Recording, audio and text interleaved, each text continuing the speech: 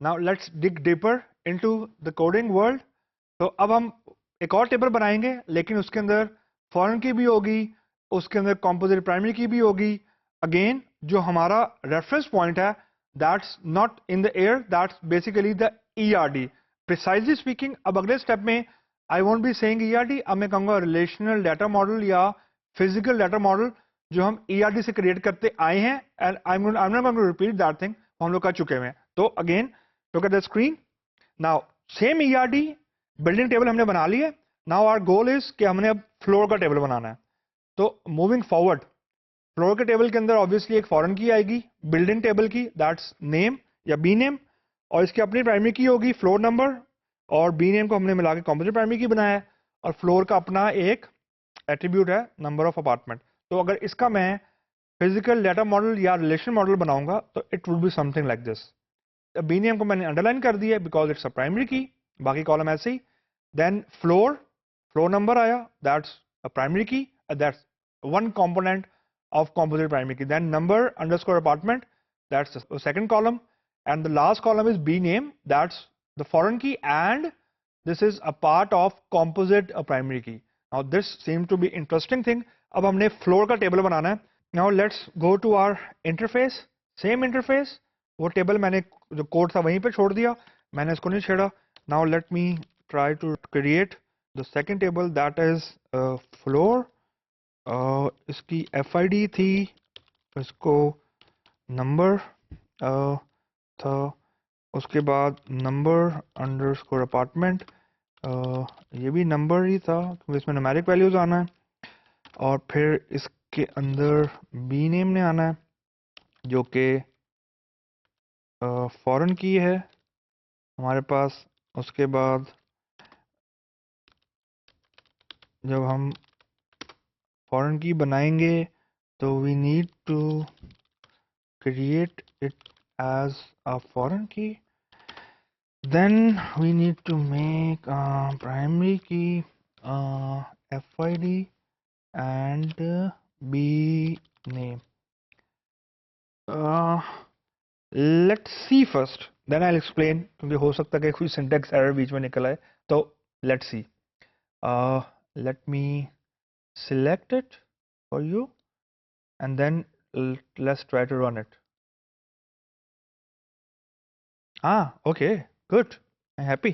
तो अब यहाँ पे लिखा हुआ आ गया table created, that's good. Okay, तो let me just explain it.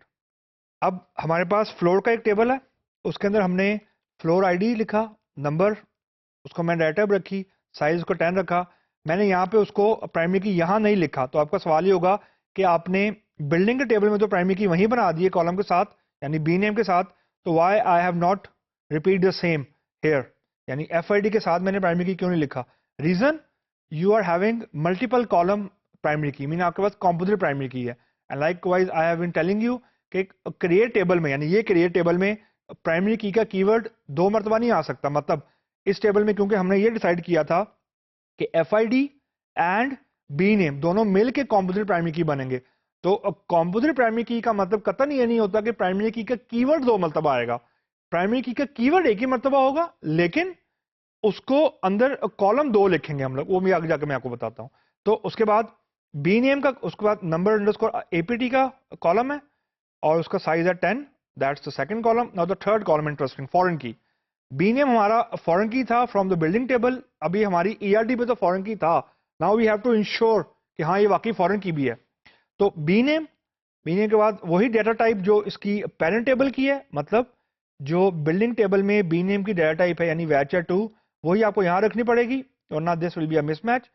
उसके बाद आप लिखोगे references, this is a keyword, references, parent table का नाम यानी बिल्डिंग, और उस कॉलम का नाम जिस कॉलम को इसने रेफर करना है एज अ प्राइमरी की। मतलब ये है कि जब फ्लोर टेबल के बी नेम में आपको वैल्यू इंसर्ट करोगे, this value should have it's corresponding parent value in the parent table, और हमारे केस में पेरेंट टेबल है बिल्डिंग। तो ये रेफरेंसेस एक्चुअली ये चीज अनेबल कर रहा है कि बी नेम जो कि फ्लोर के टेबल में, मीन जो फॉरेन की है, उसमें कोई ऐसी वैल्यू ना आ सके जो कॉरस्पॉन्डिंग पेरेंट टेबल की प्राइमरी की में मौजूद है। तो ये references is one way of creating the foreign key. Now the last thing, primary key और प्राइमरी स्पेस की वैसे ही है, लेकिन अब क्योंकि हमारे पास एक से ज्यादा कॉलम थे एज अ प्राइमरी की, तो मैं हर कॉलम के सामने प्राइमरी की अगर लिखूंगा तो वो एरर होगा।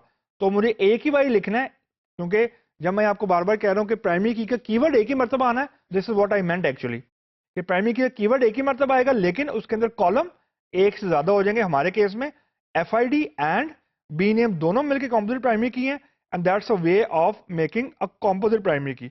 अगर 3 कॉलम होंगे तो प्राइमरी की ऐसे ही रहेगी, लेकिन उसके अंदर यहां पे कॉमा डाल के हम कॉलम एक और कर देंगे। तो टू वाइंड अप, हमने एक ऐसा टेबल भी बना के देख लिया जिसके अंदर फॉरेन की भी आ रही है, कॉम्पोजिट प्राइमरी की भी है, और वो पेरेंट टेबल की एक प्राइमरी की को रेफर भी कर रहा है। तो that's the creation of a table with foreign की एंड कॉम्पोजिट प्राइमरी की।